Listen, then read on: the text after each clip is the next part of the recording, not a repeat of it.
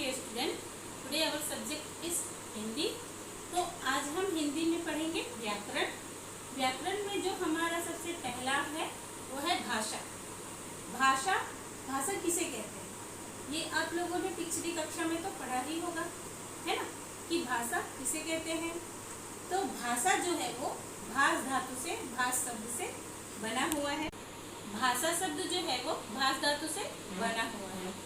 इसका अर्थ होता है बोलना, ठीक है, इसका अर्थ होता है बोलना।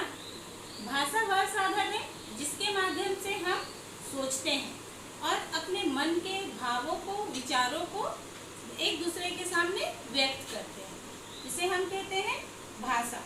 मनुष्य बोलकर, है ना, बोलकर, लिखकर, पढ़कर जिसे अब लोगों के सामने व्यक्त करता है उसे हम कहते हैं भाषा, ठीक है। भाषा के दो रूप हैं, पहला है मौखिक, दूसरा है लिखित। मौखिक भाषा जिसे मैं आप लोगों के सामने अभी बोलकर भाषा के बारे में समझा रही हूँ, इसे हम कहते हैं मौखिक भाषा, ठीक है। अगर मैं बोर्ड में लिखती आप लोगों को लिख कर बताती, ठीक है, उसे हम कहते हैं लिखित भाषा। अर्थात मौखिक भाषा जब हम अपने मन के भावों को, भाषा जब हम बोलकर अपने विचारों को प्रकट करते हैं, व्यक्त करते हैं, उसे हम मौखिक भाषा कहते हैं। लिखित भाषा में जब हम अपने विचारों को लिखकर प्रकट करते हैं उसे हम लिखित भाषा कहते हैं। तो ये था हमारा भाषा, है ना। तो भाषा किसे कहते हैं?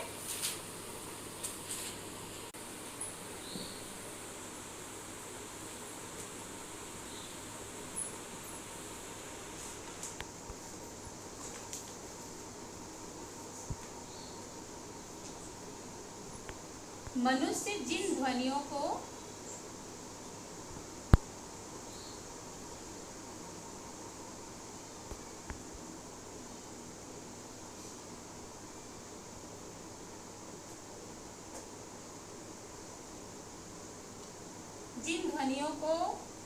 बोलकर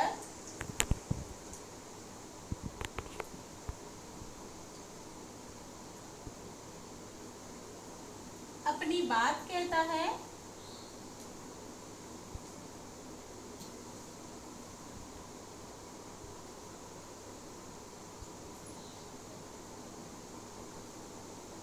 उसे भाषा कहते हैं।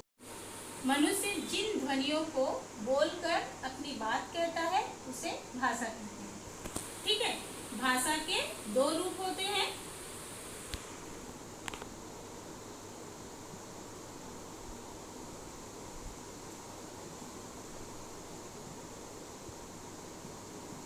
पहला है मौखिक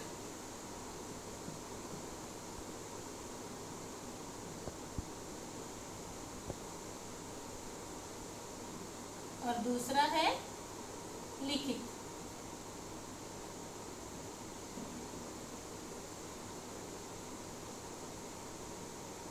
ठीक है, तो ये था हमारा भाषा। अब हम देखेंगे लिपि। लिपि किसे कहते हैं? भाषा का प्रयोग करते समय हम सार्थक ध्वनि का उपयोग करते हैं।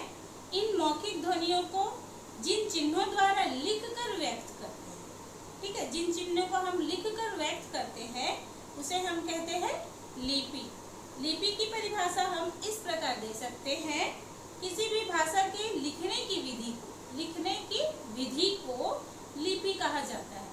अर्थात जैसे अभी हम लोगों ने, जैसे मैंने यहाँ पर ये लिखा है, ठीक है, तो ये हिंदी जो है, हिंदी भाषा जो है उसकी लिपि क्या है? देवनागरी। हिंदी भाषा की जो लिपि है वो है देवनागरी। तो देवनागरी जो है वो लिपि कहलाती है। उसमें हम जैसे बहुत सारे चिन्हों को ध्यान में रखते हैं, है ना, तो उसे हम कहते हैं लिपि। और किसी भी भाषा को लिखने के लिए प्रयोग की जाने वाली निश्चित चिन्हों को कहते हैं हम लिपि, ठीक है। तो जब हम किसी सार्थक ध्वनि को चिन्हों के द्वारा लिखकर व्यक्त करते हैं उसे हम कहते हैं लिपि, ठीक है। तो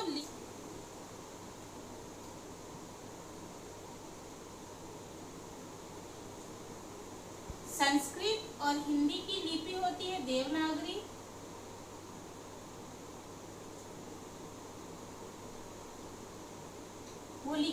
है देवनागरी लिपि में।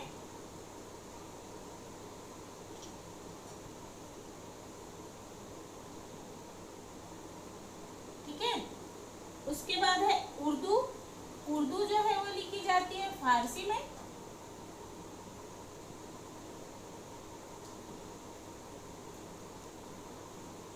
मराठी,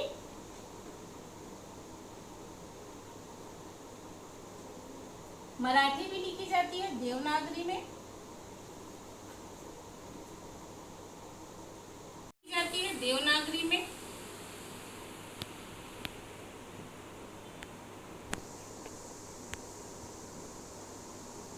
अंग्रेजी लिखी जाती है रोमन में।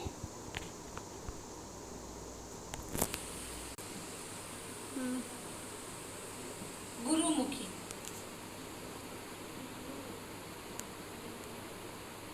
ठीक है, तो ये थे कुछ भाषा और उनकी लिपि कि वो कौन सी लिपि में लिखी जाती है। मानक भाषा। ठीक है, मानक भाषा विद्वानों और शिक्षाविदों द्वारा संस्कृत भाषा का रूप। ठीक है, जो मानक भाषा किसे कहते हैं? विद्वानों और शिक्षाविदों द्वारा स्वीकृत भाषा रूप मानक भाषा कहलाती है।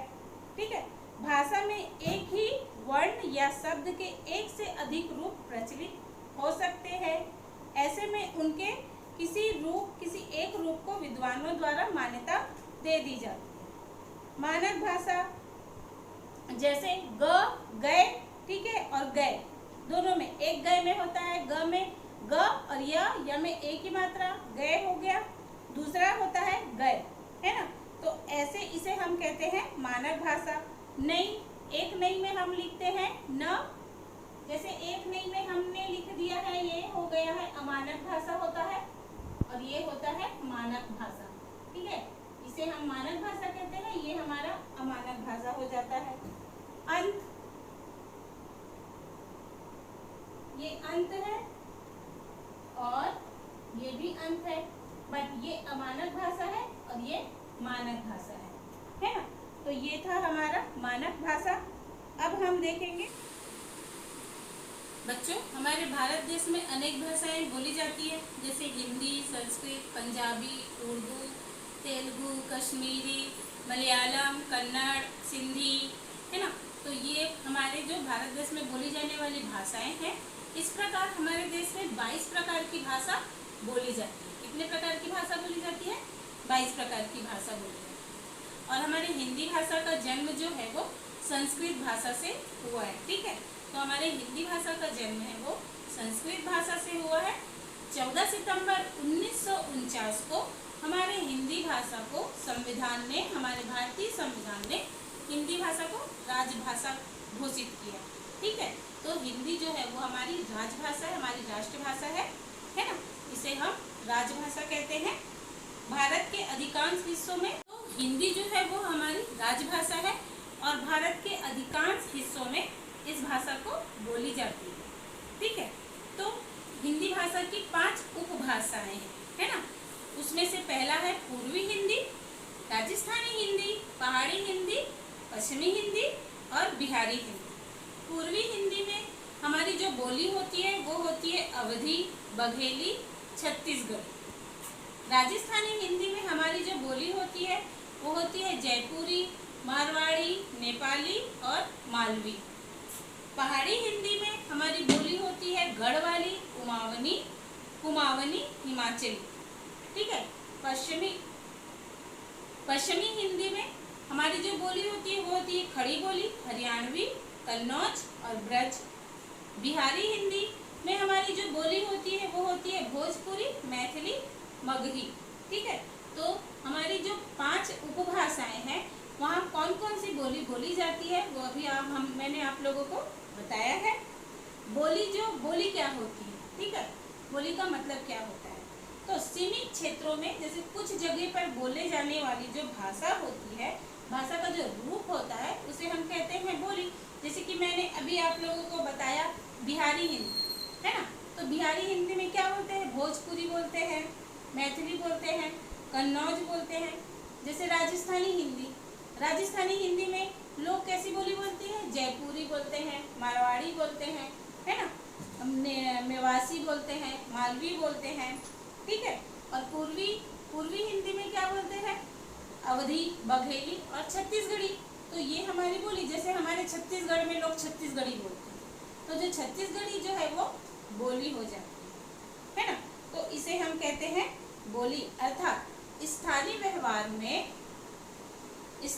व्यवहार में जो अल्प विकसित रूप से प्रयुक्त होने वाली जो भाषा होती है उसे हम कहते हैं बोली।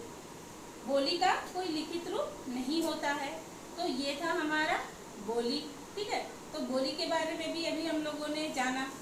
अब देखेंगे व्याकरण। व्याकरण भाषा को शुद्ध रूप से लिखना, पढ़ना, बोलना सिखाने वाला शास्त्र होता है ना। व्याकरण जो होता है वो भाषा को शुद्ध रूप से, तो व्याकरण क्या होता है? व्याकरण भाषा को शुद्ध रूप से लिखना, पढ़ना, बोलना सिखाने वाला शास्त्र होता है, ठीक है। उसे हम कहते हैं व्याकरण। व्याकरण के 3 मुख्य भाग होते हैं, ठीक है। व्याकरण के 3 मुख्य भाग होते हैं। पहला वर्ण विचार, दूसरा शब्द विचार और तीसरा है वाक्य विचार, है ना। तो व्याकरण के पहला वर्ण विचार है। व्याकरण के 3 जो भाग हैं उसमें पहला वर्ण विचार है। वर्ण विचार, इसमें वर्णों को अर्थात अक्षरों को, वर्णों के रूपों का ज्ञान प्राप्त करके उसका उच्चारण और भेद लिखने की विधि के विषय में विचार किया जाता है। वर्ण विचार मतलब, है ना, वर्ण विचार मतलब अक्षरों का रूप के ज्ञान का, अक्षरों के रूप के ज्ञान का ज्ञान प्राप्त करके उनका उच्चारण और भेद लिखने की विधि को हम क्या कहते हैं? वर्ण विचार कहते हैं।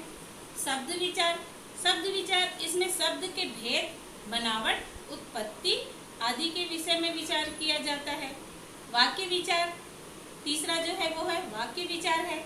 इसमें वाक्यों की रचना, भेद, वाक्य विग्रह, विराम चिन्हों के प्रयोग पर विचार किया जाता है। तो आज हम लोगों ने सीखा भाषा, लिपि और व्याकरण, ठीक है। भाषा, लिपि और व्याकरण। भाषा किसे कहते हैं? भाषा एक जो है अपने मन के भावों को, विचारों को हम क्या करते हैं? लिखकर, बोलकर, ठीक है, लिखकर, बोलकर, सुनकर एक दूसरे के सामने हम व्यक्त करते हैं, उसे हम भाषा कहते हैं। दूसरा हमने सीखा लिपि। लिपि क्या होता है? भाषा को जो इसमें लिखा जाता है चिन्हों द्वारा, जिसे हम अंकित करते हैं, लिखने की जो कला होती है, लिखने की जो विधि होती है उसे हम लिपि कहते हैं, जिसमें भाषा को लिखा जाता है, ठीक है। और हमने देखा व्याकरण हम उसे कहते हैं जिसमें हमें भाषा को शुद्ध रूप से बोलना, लिखना सिखाता है, ठीक है। तो ये आज हम लोगों ने व्याकरण को, भाषा मतलब व्याकरण में भाषा के बारे में हम लोगों ने जाना है। तो मैं इसका PDF आप लोगों को सेंड करूंगी। आप लोग अपनी कॉपी में अच्छे से नोट डाउन करेंगे। ग्रामर की एक अलग से कॉपी बनाएंगे जिसमें आप लोग ग्रामर को अच्छे से लिखेंगे, ठीक है। तो इसको जो PDF में सेंड करूंगी उसे आप लोग अच्छे से ध्यान से लिखेंगे। आई होप आप लोगों को भाषा के बारे में समझ में आ गया होगा। ओके।